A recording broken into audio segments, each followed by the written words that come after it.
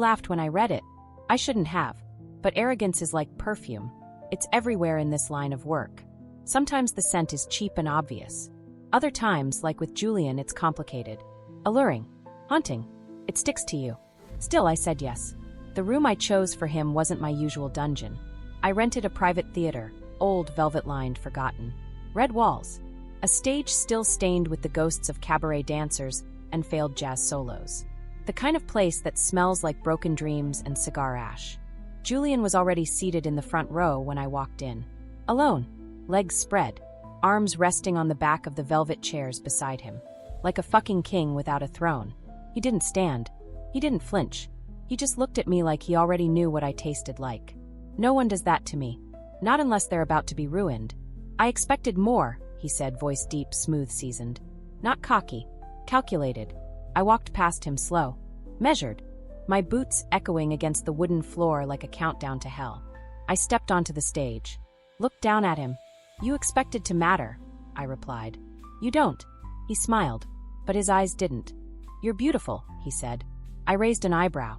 Don't flatter me, Julian. It won't endear you. I don't need your praise. I own your attention. I'm not here to be owned, he said. And that's when I realized. He didn't come to surrender. He came to test me. And fuck. I love a test. The session began without safe words. He refused to give one. Said they were for men who feared drowning. I told him drowning wasn't the worst thing I'd do to him. He smirked. I didn't tie him. I didn't gag him. I left his limbs free.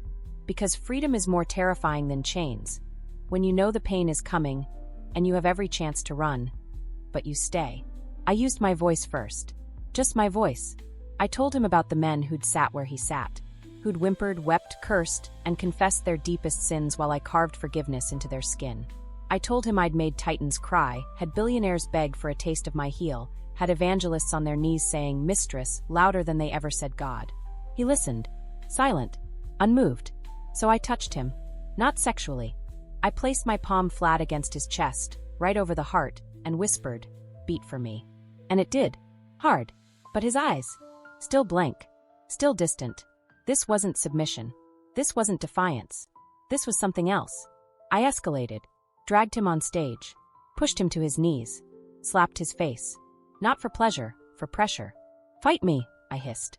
He looked up, chin bleeding, lips split open just enough to make sin look like art. I already am. And then he stood.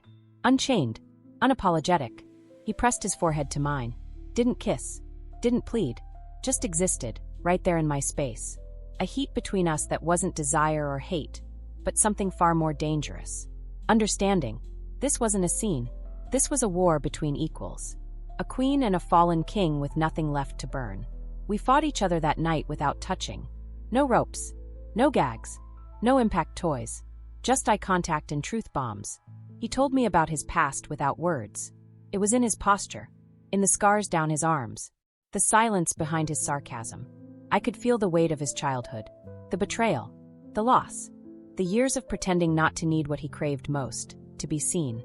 I whispered every truth he tried to hide. You want pain because it's easier than connection. You hate intimacy because it reminds you you're real. You crave being controlled because you've spent your life controlling chaos. Every line hit him like a whip.